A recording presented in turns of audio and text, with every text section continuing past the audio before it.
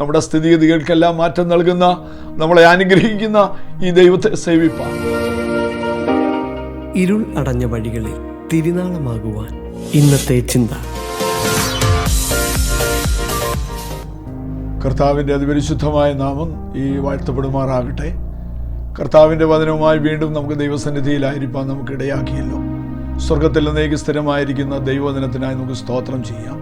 12-ാം സങ്കീർത്തനം 6-ാം വാക്യത്തിൽ ഇങ്ങനെയാണ് ദാവീദ് പറയുന്നത്: ദൈവത്തിൻ്റെ വചനങ്ങൾ നിർമ്മല വചനങ്ങളാകുന്ന നിലത്തുലയിൽ ഉരുക്കി 7 പ്രാവശ്യം ശുദ്ധി ചെയ്ത വെള്ളി പോലെ തന്നെ എന്നാണ് അവിടെ പറയുന്നത്. അങ്ങനെയാണെങ്കിൽ ദൈവവചനം നമ്മുടെ ജീവിതത്തിൽ നമുക്ക് ലഭിക്കുന്നതും കേൾക്കുന്നതും നമ്മുടെ ജീവിതത്തിൽ ഏറ്റവും അനുഗ്രഹവും സന്തോഷകരമാകുന്ന കാര്യങ്ങളാണ്. തെസ്സലോനിക്ക ലേഖനത്തിൽ നാം വായിക്കുന്ന ഈ വചനങ്ങളെ കൊണ്ട് അന്യോന്യം ആശ്വസിപ്പിച്ചു കൊള്ളുവീൻ എന്നുള്ളതാണ്. ഏത് പ്രതിസന്ധിയുടെ കാലഘട്ടത്തിൽ നാം കടന്നുപോയാലും നമ്മളെ ശക്തീകരിക്കുന്നതും ആശ്വസിപ്പിക്കുന്നതും ദൈവത്തിൻ്റെ വചനമാണ്. ഇന്ന് നാം ചിന്തിക്കുന്ന വേദഭാഗം 134-ാം സങ്കീർത്തനമാണ്. അതിൽ 3 വാക്യങ്ങളാണ് അവിടെ എഴുതിയിരിക്കുന്ന. 1-2 വാക്യങ്ങളിൽ അവിടെ എഴുതിയിരിക്കുന്ന ഇങ്ങനെയാണ്: യഹോവയുടെ സകല ദാസന്മാരുമായുള്ളവർ യഹോവയെ വാഴ്ത്തുവിൻ, വിശുദ്ധ മന്ദിരത്തിലേക്ക് കൈ ഉയർത്തി യഹോവയെ വാഴ്ത്തുവിൻ.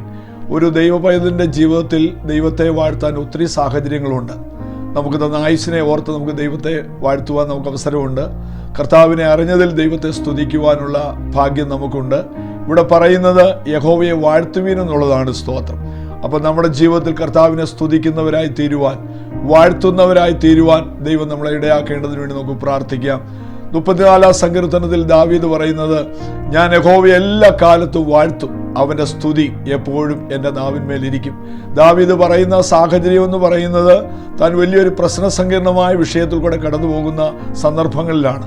താൻ രക്ഷപ്പെടുമെന്നുള്ള യാതൊരു മാർഗവും അതിൻ്റെ മുൻപിലില്ലാത്ത സാഹചര്യത്തിൽ ദൈവം ദാവീദിനെ ശത്രുരാജാവിൻ്റെ കയ്യിൽ നിന്ന് വിടുവിച്ചപ്പോൾ താൻ ദൈവസന്നിധിയിൽ പറയുകയാണ്: ഞാൻ യഹോവയെ എല്ലാ കാലത്തും വാഴ്ത്തും, അവൻ്റെ സ്തുതി എപ്പോഴും എൻ്റെ നാവിന്മേലിരിക്കും. സന്തോഷത്തോടെ ദൈവത്തെ സ്തുതിക്കുവാനും ദൈവത്തെ ആരാധിക്കുവാനും നമുക്ക് ലഭിക്കുന്ന ഏറ്റവും വലിയ ഭാഗ്യമെന്ന് പറയുന്നത് അത് ദൈവത്തിന് മഹത്വം കരയേറ്റുക എന്നുള്ളതാണ്. 103-ാം സങ്കീർത്തനത്തിൽ നാം 1-ാം വാക്യത്തിൽ നാം വായിക്കുന്നത്: എൻ മനമേ യഹോവയെ വാഴ്ത്തുക, എൻ്റെ സർവ്വ അന്തരംഗമേ അവൻ്റെ വിശുദ്ധ നാമത്തെ വാഴ്ത്തുക. അത് നമ്മോടുള്ള എല്ലാവരോടും ഉള്ള ഒരു ദൈവിക ദൂതാണ്. എൻ മനമേ യഹോവയെ വാഴ്ത്തുക, എൻ്റെ സർവ്വ അന്തരംഗമേ അവൻ്റെ വിശുദ്ധ നാമത്തെ വാഴ്ത്തുക. അത് പറയാനുള്ള കാര്യം അതിൻ്റെ 17-ാം വാക്യത്തിൽ സങ്കീർത്തനക്കാരൻ പറയാണ്: യഹോവയുടെ ദൈവം എന്നും എന്നേക്കും അവൻ്റെ ഭക്തന്മാർക്കും അവൻ്റെ നീതി മക്കളുടെ മക്കൾക്കും ഉണ്ടാകും എന്നുള്ളതാണ്. ദൈവത്തെ വാഴ്ത്തുവാൻ നമ്മുടെ ജീവിതത്തിൽ ഒത്തിരി കാര്യങ്ങളുണ്ടെങ്കിലും ഹല്ലേലൂയ, ദൈവത്തോട് നാം കൂടുതൽ അടുക്കുവാനുള്ള കാരണങ്ങൾ എന്നൊക്കെ പറയുന്നത് അനവധി കാര്യങ്ങളുണ്ട്. സ്തോത്രം. അവൻ നമ്മുടെ കണ്ണിനെ കണ്ണീരിൽ നിന്ന് വിടുവിച്ചു, നമ്മുടെ പ്രാണനെ മരണത്തിൽ നിന്ന് ദൈവം വിടുവിച്ചു. നമ്മളെക്കുറിച്ച് ദൈവം ആഗ്രഹിക്കുന്ന കാര്യങ്ങൾ ദൈവത്തിന് നാം എപ്പോഴും മഹത്വം കൊടുക്കുന്നവരായിരിക്കണം. തിരുവചനത്തിൽ നാം ഇങ്ങനെ വായിക്കും: ഞാൻ എൻ്റെ മഹത്വം മറ്റൊരുത്തനും എൻ്റെ സ്തുതി വിഗ്രഹങ്ങൾക്കും വിട്ടുകൊടുക്കുകയില്ലെന്നുള്ളതാണ്. സ്തോത്രം. ഹല്ലേലൂയ. 134-ാം സങ്കീർത്തനത്തിൻ്റെ 3-ാം വാക്യത്തിൽ നാം ഇങ്ങനെയാണ് വായിക്കുന്നത്: ആകാശവും ഭൂമിയും ഉണ്ടാക്കിയ യഹോവ സിയോനിൽ നിന്ന് നിന്നെ അനുഗ്രഹിക്കുമാറാകട്ടെ. പ്രിയപ്പെട്ടവരെ, നാം കേൾക്കുന്ന ദൈവവചനം അനുഗ്രഹിക്കുന്ന ദൈവവചനമാണ്. ഈ പുസ്തകത്തിന് സത്യവേദ പുസ്തകം എന്നാണ് പേരെങ്കിലും ഇതൊരു അനുഗ്രഹിക്കപ്പെട്ട ദൈവവചനമാണ്. ഇത് അനുഗ്രഹിക്കുന്ന പുസ്തകമാണ്. ഈ പുസ്തകത്തോട് ആര് ആത്മാർത്ഥത കാണിച്ചാലും, ദൈവവചനത്തോട് ആത്മാർത്ഥത കാണിച്ചാലും അവർ അനുഗ്രഹിക്കപ്പെടും എന്നുള്ളത് ഈ പുസ്തകത്തിൻ്റെ വലിയ ശ്രേഷ്ഠമേറിയ ഒരു കാര്യമാണ്. തിരുവചനത്തിൽ നാം വായിക്കുന്ന: നന്മയും കരുണയും എൻ്റെ ആയുഷ്കാലം ഒക്കെയും എന്നെ പിന്തുടരും, ഞാൻ യഹോവയുടെ ആലയത്തിൽ ദീർഘകാലം വസിക്കുമെന്നുള്ളതാണ്. സ്തോത്രം. നാം അനുഗ്രഹിക്കപ്പെടാൻ മറ്റൊരു കാര്യവും നാം ചെയ്യേണ്ട കാര്യങ്ങളില്ല. ദൈവവചനത്തിന് നാം പ്രാധാന്യം കൊടുക്കുക, ദൈവവചനം അനുസരിക്കുന്നവരായി തീരുക. അപ്പോഴാണ് നമ്മുടെ കാര്യങ്ങൾക്കെല്ലാം ഒരു പരിഹാരം ഉണ്ടാകുന്നത്.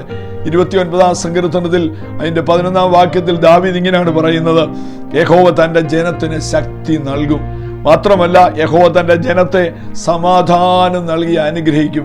അനുഗ്രഹം എന്ന് പറയുന്നത് ലോകത്തിൻ്റെ കാര്യങ്ങളൊക്കെ അനുഗ്രഹമാണ് ഒരു ഭാഗം ശരിയാണെങ്കിൽ തന്നെയും സമാധാനം എന്നുള്ള പറയുന്ന ദൈവത്തിൻ്റെ ഏറ്റവും വലിയൊരു അനുഗ്രഹമാണ്.